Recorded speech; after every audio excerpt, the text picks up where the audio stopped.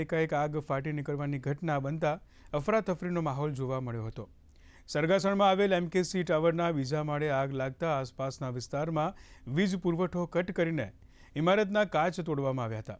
મહત્વનું છે કે આ ઇમારતમાં કોર્પોરેટ ઓફિસો આવેલી છે। આગને પગલે સ્થાનિકોમાં ભયનું વાતાવરણ ફેલાયેલું હતું।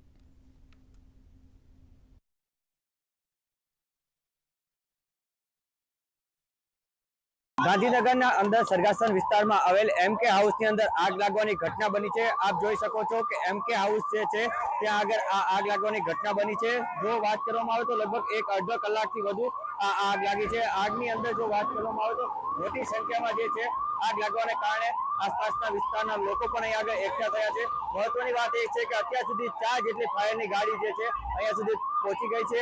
ફાયર દ્વારા મેજર કોલ પણ જાહેર કરવામાં આવ્યો છે। ખાસ જો વાત કરવામાં આવે તો હજુ પણ લગભગ 1.5 કલાક કરતા વધુ સમય થઈ ગયો છે।